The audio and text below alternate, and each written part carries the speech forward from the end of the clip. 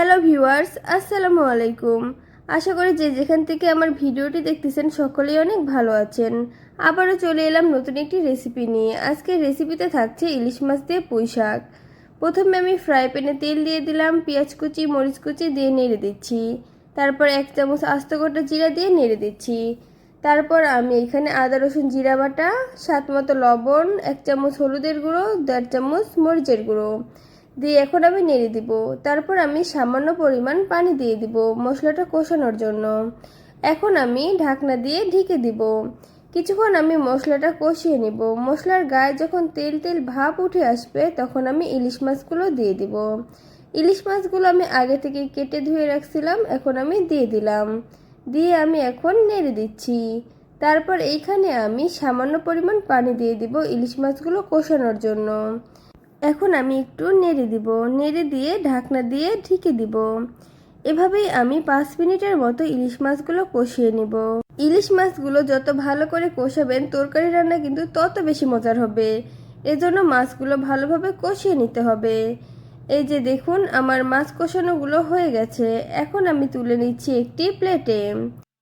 দেখুন দেখতে কতটা অসাধারণ লাগতেছে, মাশাআল্লাহ, খেতেও কিন্তু অনেক মজার ছিল। তারপর আমি ওই একই মশলায় পুঁইশাকগুলো দিয়ে দিব। পুঁইশাকগুলো দিয়ে এখন আমি মশলার সঙ্গে ভালোভাবে মিশিয়ে নিচ্ছি। এই যে দেখুন আমার মেশানো হয়ে গেছে। এখন আমি ঢাকনা দিয়ে ঢেকে দিব। কিছুক্ষণ পর আমি ঢাকনা খুলে আবারও নেড়ে দিব। এইভাবে ইলিশ মাছ দিয়ে পুঁইশাক রান্না করলে খেতে কিন্তু দারুণ মজা লাগে। আপনারা অবশ্যই বাসায় ট্রাই করে দেখবেন, না হলে কিন্তু মিস করবেন। এই যে দেখুন আমার পুঁইশাকগুলো কষানো হয়ে গেছে। অল্প একটু পানি আছে পুঁইশাকে। এখন আমি এইখানে ঝোলের জন্য আরও একটু পানি দিয়ে দিব। দিয়ে এখন আমি নেড়ে দিয়ে ঢাকনা দিয়ে ঢেকে দিব। 5 মিনিট পর ফিরে আসলাম। তরকারিতে বলক চলে এসেছে। এখন আমি ঢাকনা খুলে সেই কষানো ইলিশ মাছগুলো দিয়ে দিব।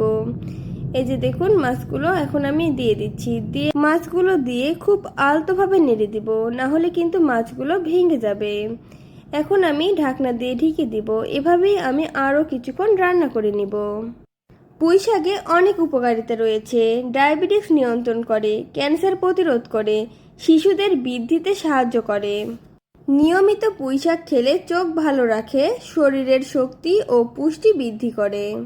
তরকারিতে লবণ একটু কম হয়েছিল, এখানে আমি দিয়ে দিলাম। দিয়ে আমি নেড়ে দিচ্ছি। আপনারা আপনাদের স্বাদ মতো লবণ দিবেন। এই যে দেখুন আমার রান্নাটি প্রায় হয়ে এসেছে। এই যে দেখুন আমার তরকারির ফাইনাল লুক। এখন আমি পরিবেশন করে নেব একটি প্লেটে। আজকের এই রেসিপিটি যদি আপনাদের ভালো লেগে থাকে তাহলে অবশ্যই লাইক কমেন্ট শেয়ার করে দিবেন। আজকে এ পর্যন্তই। ভালো থাকবেন। আল্লাহ হাফেজ।